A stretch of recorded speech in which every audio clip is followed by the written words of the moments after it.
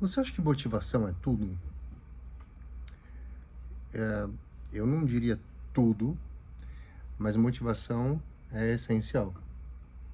Saber que existe algum ganho pessoal, coletivo, ambos, né, ajuda muito a dar aquele empurrãozinho na direção de algo que é desafiador, é cansativo, é demorado, né, não se consegue resultados no curto prazo. Tá? Eu me dirijo agora não só aos meus alunos que estudam para um vestibular, para um concurso, advogados que querem redigir petições, recursos melhores. Não, é para qualquer pessoa. Tá? E o que eu vou propor a vocês aqui é algo que nem relação com a escrita terá nesta fala. Depois eu posso voltar a isso. Nós somos seres, eu vou usar uma palavra difícil, depois eu explico, tá? Nós somos seres dialógicos, nós interagimos nas nossas interlocuções, nas nossas trocas de palavras, de e-mails, de mensagens, nas nossas conversas de bar, mas também nas nossas reuniões sérias, por meio da linguagem. Nós nos resolvemos por meio da linguagem. Tá? Sem o cultivo disso, nos tornamos trogloditas. É por essa razão que em muitos exames, não só para universidades, exames, por exemplo, para que alguém se torne um nível de funcionário público, entrevistas de emprego, são introduzidas hoje com muita frequência etapas em que o candidato se vê diante de uma pessoa ou uma banca e é preciso ter um debate. Tá? Um debate. Então, vamos partir de uma premissa que um debate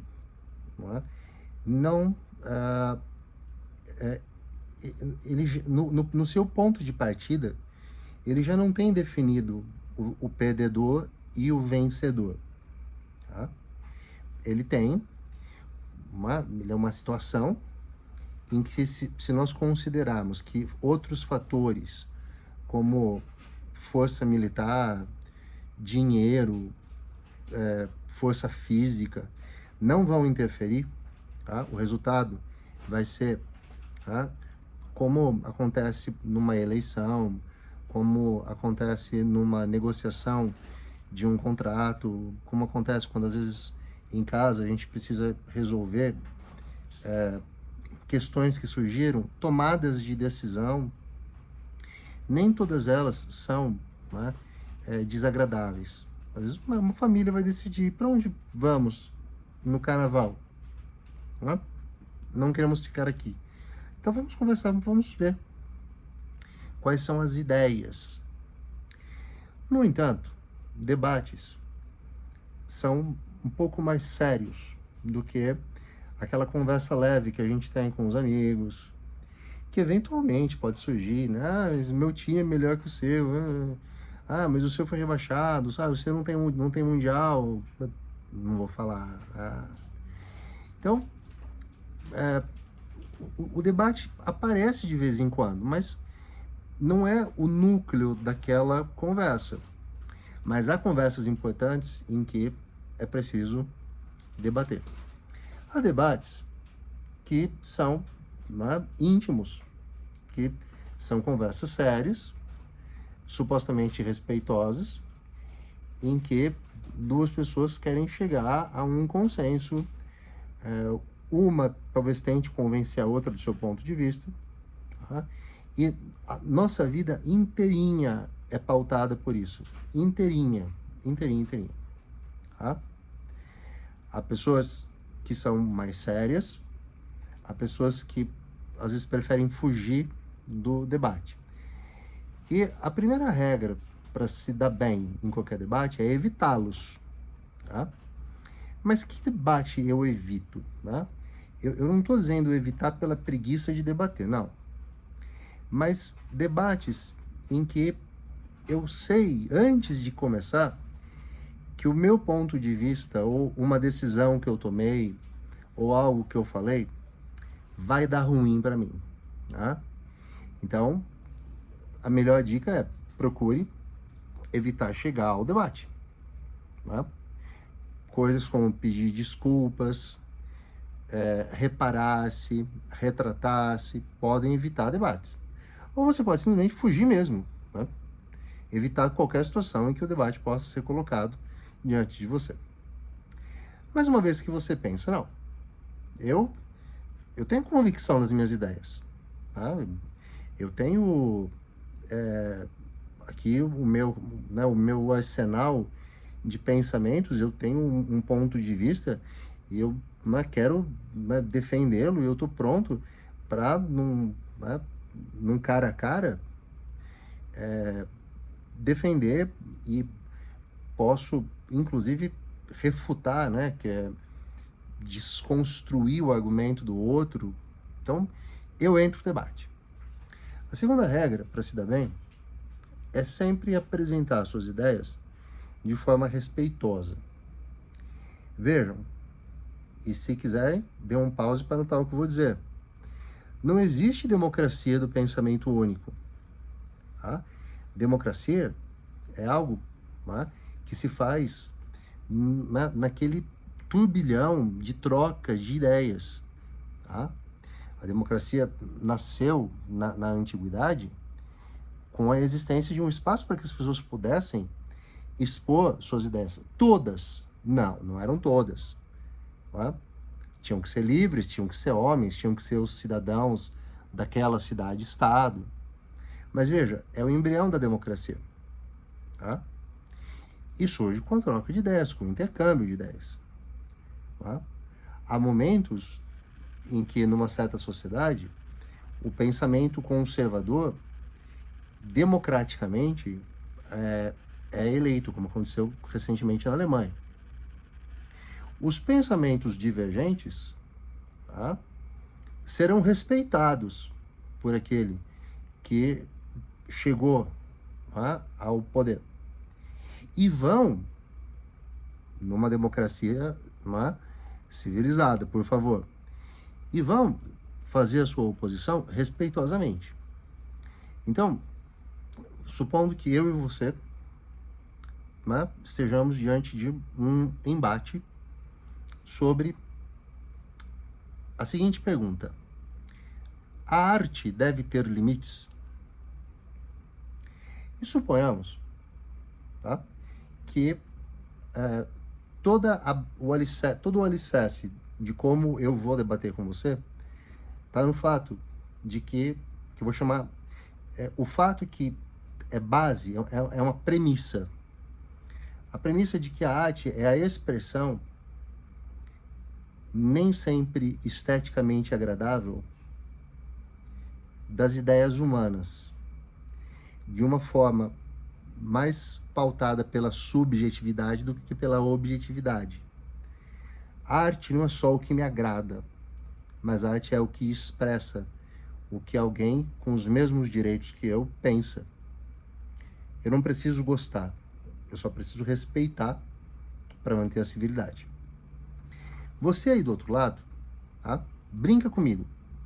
Você já é alguém com uma visão um tanto quanto mais, né, estilo Monteiro Lobato, né, meio conservadorzão, e acha que a arte tem que ser o bonito, o belo. Começaremos nosso debate. Tá? Quem será que vai falar primeiro? Vamos supor que seja você que vai falar primeiro. Primeiro ponto, eu vou te ouvir respeitosamente, sem rir das suas falas, sem interromper o que você está dizendo, sem, mesmo sem interromper, depois desdenhar do que você falou, ok? Eu vou ouvir e vou respeitar. E vou mais do que isso. Eu vou, no nosso debate, trazer suas ideias para o campo de existência de ideias, porque, como eu disse, não há democracia do pensamento único. Você pode pensar como você pensa. Mas aí eu vou, por exemplo, se fosse esse o caso, eu iria te fazer uma pergunta. Mas como que a gente define o que é o belo? Tá? Porque algumas pessoas gostam, por exemplo, de arte né, de paisagens. Não acham bonitos os retratos, por exemplo. Tá? Há pessoas que não acham beleza na nudez do corpo humano. Então, como que a gente pode chegar a um consenso do que é o belo? Aristóteles, 2.300, 2.400 anos, lá para trás, diz que o belo é o que reúne o que é virtuoso e o que é o bom, tá? Em termos estéticos. Mas isso ainda é um tanto quanto vago. Tá? Então talvez eu te convide a caminhar comigo numa direção de nos afastarmos das subjetividades e nos aproximarmos de algo que seja mais útil. Por que a gente está tendo essa discussão, por exemplo? Tá? Eu usei né, essa situação porque há alguns anos movimentos muito conservadores criaram um barulho em torno de exposições que falavam sobre sexualidade, algumas performances artísticas que eram, aos olhos de quem estava ali vendo, eram desnecessárias. De novo, subjetividades. Entendeu? Bem, então, foi importante que a discussão acontecesse. Tá? Eu corrigi um exame vestibular que trabalhava esse tema, exatamente esse tema, e li redações. Prometi que não ia falar de escrita, mas não tem muito escapatória. Eu li textos assim, muito bem fundamentados, propondo que houvesse limites, tá? Para que a arte não se tornasse uma espécie de sabe o que é um salvo-conduto? O salvo-conduto é tipo uma autorização zona para fazer ou para expressar o que quer. Tá? E li do outro lado dissertações que muito equilibradamente entendiam que esse choque que a arte provoca pode ser muito desconfortável, pode ser muito incômodo, mas é um choque importante para que o pensamento saia da zona de conforto. Agora que eu coloquei duas posições, se eu tivesse as redações aqui em mão e lesse, honestamente, eu vejo duas visões de mundo muito bem construídas, e que podem perfeitamente conviver, porque nós estamos transitando por circunstâncias variadas. Tá? Eu, particularmente, partilho a ideia de que não deve haver limites à arte. Porém, eu preciso lidar com um fato que é do meu conhecimento. Tá? Que, isso há mais de 10 anos, um artista, se eu não me engano, hondurenho, ele fez uma instalação que era uma televisão exibindo a imagem de um cãozinho, bem assim magrinho, amarrado com arame farpado no pescoço, sem conseguir ter acesso a comida e água. E isso fica sendo exibido. Uma instalação, para quem não sabe, é quando numa espécie de museu ou um espaço se monta algo interativo. Não é como um quadro pendurado na parede apenas. Esse fato desafia questões internas minhas, tá? Internas. Mas o argumento utilizado por ele, tá? Que era milhares de cãezinhos como esse morrem todos os dias.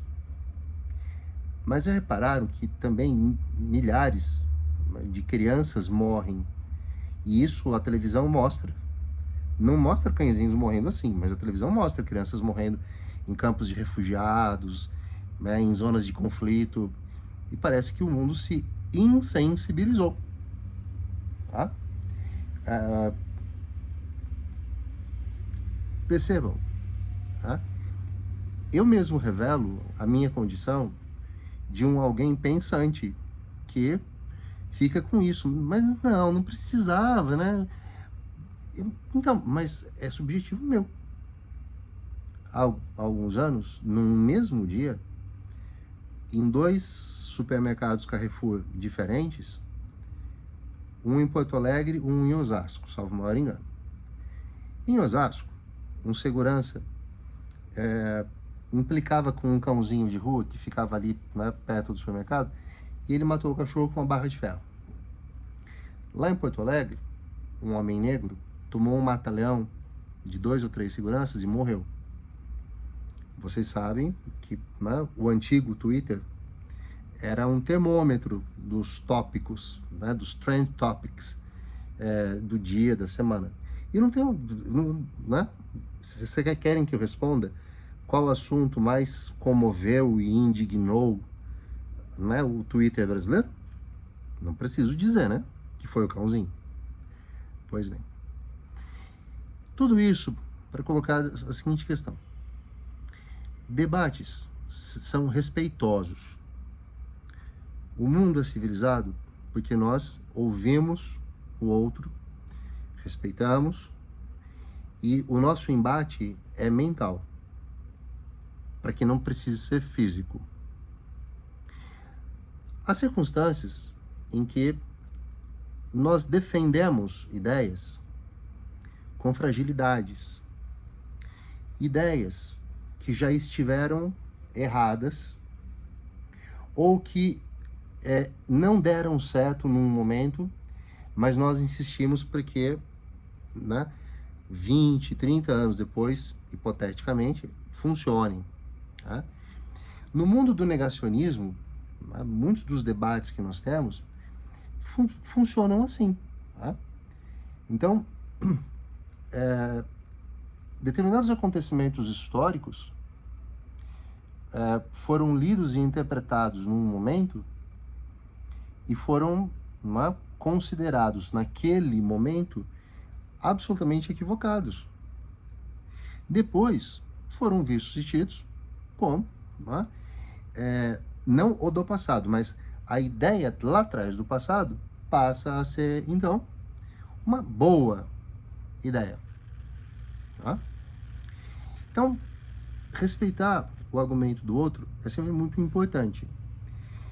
Mas não jogue fora os seus argumentos só porque pesa contra o seu argumento algum tipo de fragilidade. Seja, no entanto, o primeiro a reconhecê-lo. Isso desarma aquele que está no lado oposto. Pense sempre que uma das melhores formas de entrar num tema ou mais amplamente num assunto é de forma bem humorada. O riso tem um poder de desarmar qualquer tipo de hostilidade ou qualquer resistência que a plateia tenha. Tá? O riso, muitas vezes, pode ser uma ferramenta um pouquinho desonesta, porque ele ajuda quem não está ali muito com a razão a sair pela tangente, né? Fazer uma piadinha, tá? Desviar o assunto, mas a gente está pensando no debate ideal. Tá? Quando a sua ideia é uma situação em que a sua ideia seria muito, muito, muito interessante para você que o outro concordasse com ela, desenvolva, vá pensando em fazer a ideia parecer ser a ideia do outro. Do outro. Mas isso exige preparação de terreno. Tá?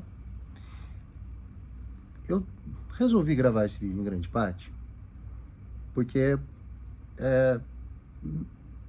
me deixa um pouco encucado às vezes, como pessoas têm muita dificuldade em conversar. E são conversas fáceis, são conversas simples, tá? Em que a composição, chegar a uma composição para aquele debate, né? Aquela conversa que é de um assunto mais sério, acabar, é fundamental. Fundamental. Tá? Então, essa gentileza que está no riso, que está em deixar o outro achar que a ideia é dele.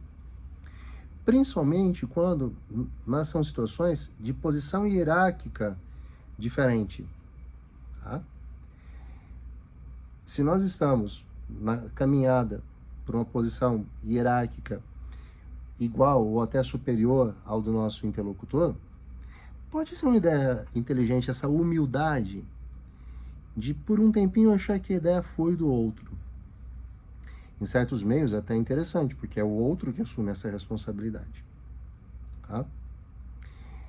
Não use argumentos que desmereçam qualquer questão fora do que é o diálogo. O modo de falar, o nível, a qualidade da língua portuguesa do outro, o fato de ser alguém que é mais ou menos estudado, tá? Se isso não foi colocado antes do debate começar, por exemplo, uma pessoa que tem um nível de escolaridade altíssimo, né? E não quer ter uma conversa com uma pessoa mais simples, mas coloque isso da forma mais gentil possível. Tá? Nós não temos como progredir nessa conversa, tá? Se você for a pessoa mais intelectualizada, tá?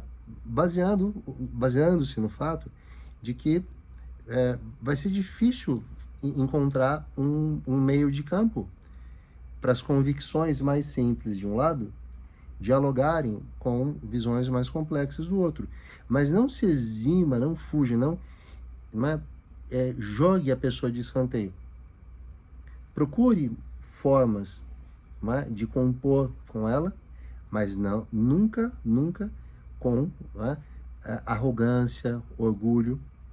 Não use posição, e espero que nunca use força ou dinheiro ou poder para vencer qualquer tipo de debate.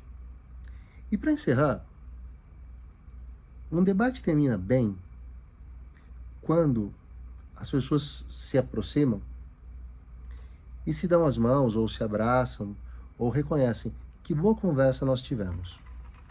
Tá? Que termine de uma forma positiva e propositiva, porque os grandes debates da nossa vida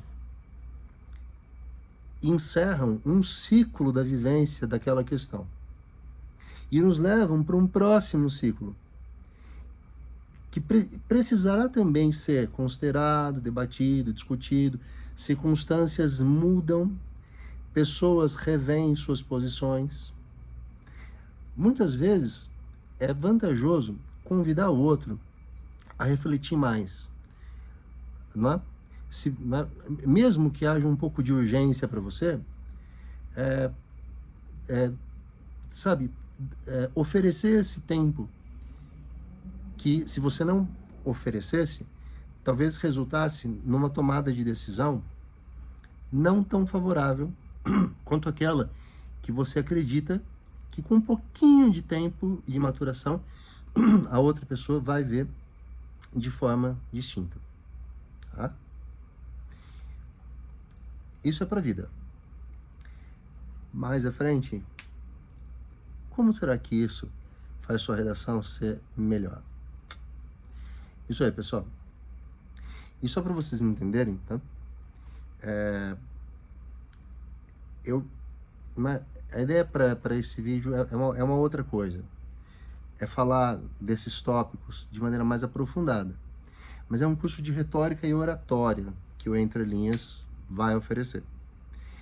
É voltado para pessoas que trabalham falando em público, advogados, administradores, pessoas que conduzem reuniões, auditores, né?